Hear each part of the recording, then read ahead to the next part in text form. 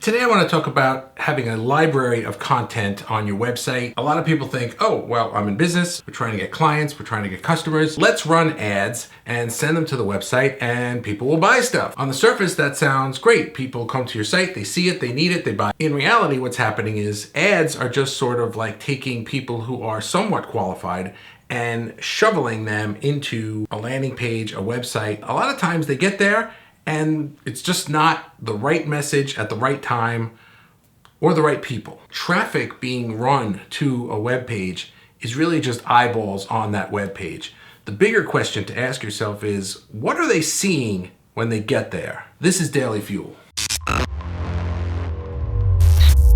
Now, there's a big reason why I focus more on the branding and the creation of ongoing content for myself and my clients than I do on just getting eyeballs to look at something. Anybody can generate traffic. Anybody can get a ton of eyeballs to look at their page, their website, their whatever it is. You can get people to look at it. You just have to spend some money and run ads. But you need to qualify that traffic, and more importantly, once they get to where you want them to go, you need to hold their attention. And that's where a library of content comes in. Now, first of all, what do I mean by a library of content? A well-written blog, podcast, a video series. If you go back to Monday's video, it was about the 3 different types of content that I recommend. Video is the one I talk about the most because it's the one that's the most popular and the one that gets people's attention the most. If you drive traffic to your website and there's really no valuable content for them, most of that traffic, whether they're a good lead or not, they're gone. There's nothing there for them. If you drive traffic to your website and there's the wrong content,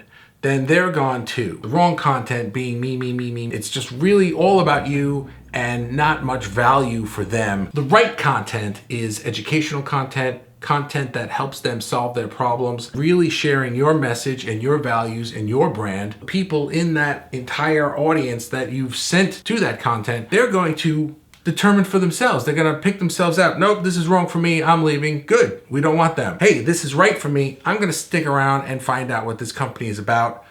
That's a good lead. And the second part is you can hold their attention now. Once they've determined that, hey, I found this through an ad, but there's a lot of really good stuff here, you now have my attention. And that's what you need to start building a relationship. It's not just about getting their attention and hoping they'll be like, oh, you caught my attention. Let me pull out my credit card and buy something. It doesn't work that way. Getting attention is what starts to build the relationship, especially in B2B where the sales cycle can be longer. Let's face it, for most of us, what we sell, it's not an impulse purchase. A lot of thought, a lot of time, a lot of research goes into the purchases in our worlds. So if you're doing things just on the surface and trying to get the attention of this mass amount of traffic, even if you get someone's attention and they call, their question primarily to you at the beginning is going to be, what does it cost and why should we hire you? They haven't really made an emotional connection to you. They haven't really gotten attached to your company or your product or to you personally yet. But imagine for a moment, whether they find you through ads or through some other way,